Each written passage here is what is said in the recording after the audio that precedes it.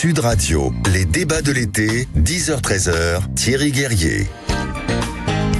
On a parlé des forces de l'ordre qui sont ciblées, y compris dans leur période de repos, dans les hôtels où ils sont hébergés quand ils viennent renforcer la sécurité à Paris pour les Jeux Olympiques. On a parlé aussi de cette panne informatique. Et là, on va se poser maintenant une question avec un grand spécialiste de l'Europe, correspondant du journal Libération à Bruxelles et à Strasbourg, Jean Quatremer. Bonjour Jean Quatremer. Bonjour. Alors, merci d'être avec nous en ligne sur Sud Radio, parce qu'on peut se demander si l'Europe n'est pas en train ne menace pas de devenir une grosse administration contraignante, notamment pour les entreprises et pour le monde agricole. Et on pose cette question au lendemain de la réélection d'Ursula von der Leyen à la tête de la Commission par le Parlement européen. Elle a eu 401 voix sur les 720 députés européens, c'est-à-dire qu'elle a eu bien plus des 360 voix nécessaires pour être réélue. Donc assez confortablement, elle a passé un accord avec plusieurs groupes politiques, et notamment, c'est ça qui surprend, avec les écolos, les écologistes de tous les groupes français, allemands notamment, qui la soutiennent pour renforcer ce qu'on appelle le pacte vert. Qu'est-ce qui explique cette réélection, et est-ce que vous comprenez cette inquiétude de certains ? Alors, c'est un peu plus compliqué que ça, comme il se doit en Europe. La majorité von der Leyen, c'est-à-dire celle qui gouverne l'Union européenne, elle part des conservateurs du Parti populaire européen, ce qu'on appelle le PPE. Ouais. Donc la droite. Les libéraux de Renew, donc le parti du président de la République notamment, d'Emmanuel Macron, et enfin les socialistes européens. Ça, c'est la majorité. Ouais. Et puis il y a eu les Verts aussi. Alors les Verts l'ont soutenu en partie, pas les Verts français, parce que les Verts français trouvaient qu'elle n'allait pas assez loin, mais effectivement les Verts lui ont emporté leur voix parce qu'elle s'est engagée à ne pas démanteler le pacte, le pacte vert, le Green Deal. Voilà, exactement.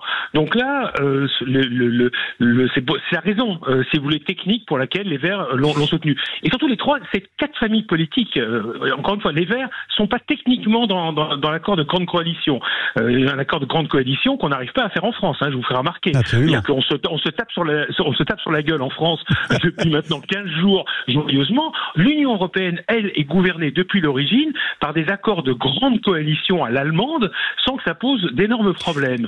Alors, il faut bien voir que, en l'occurrence, l'Union européenne a glissé, je dirais, davantage vers la droite et vers l'extrême droite. Alors, ça n'a pas été le raz-de-marée qui avait été annoncé, mais elle a quand même glissé. Oui, mais on croyait ça.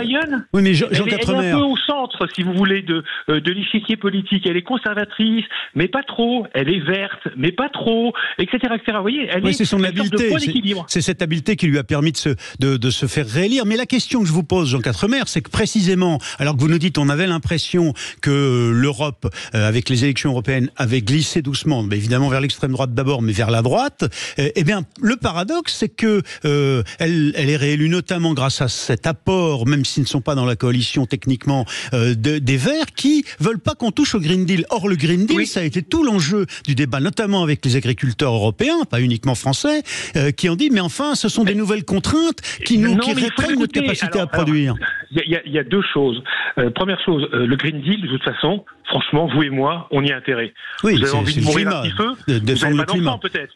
Si vous n'avez pas d'enfant, effectivement, je comprends que vous vous en foutiez de ce qui va se passer dans quelques mois, dans quelques années. Non, mais c'est pas ça que disent les agriculteurs. Les agriculteurs, ils disent... Je termine. Allez-y. Oui, mais attendez. Donc, simplement, on en a besoin. Il faut sauver aussi les sols, parce que les sols deviennent de plus en plus productifs, et donc il faut sauvegarder la biodiversité.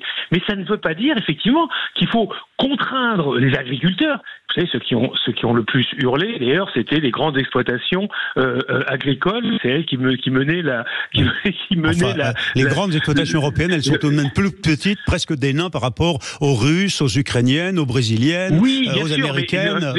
Sauf que nous sommes exportateurs. Effectivement, nous sommes parmi les premiers exportateurs mondiaux.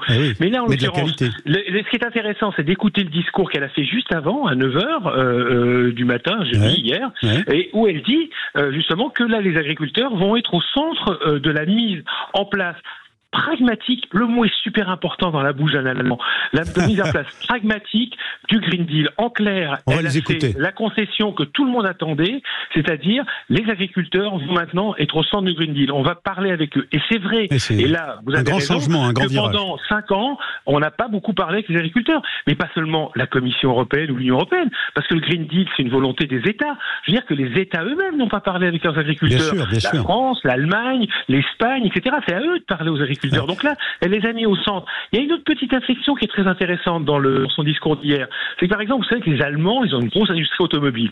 Et ils sont pas très chauds pour l'interdiction de la fabrication des voitures à moteur thermique en 2035. Et ben là, elle dit qu'elle va autoriser l'expérimentation et la production d'essence synthétique qui ne produit pas de CO2. C'est-à-dire que là, elle nous annonce en réalité que le moteur thermique, si on trouve une solution alternative, ne disparaît plus. Ne disparaît plus. Eh oui, c'est une révolution. Donc, ça. Il y a plein de petites inflexions comme ça qui ont été faites et qui ont permis au PPE, c'est pour ça que le PPE l'a soutenu. Sinon, évidemment, les conservateurs ne l'auraient pas soutenu. Donc, faut faire attention. Donc, pour les Verts, encore une fois, ils la soutiennent parce qu'ils disent si on n'a pas von der Leyen, on va avoir pire. Ouais.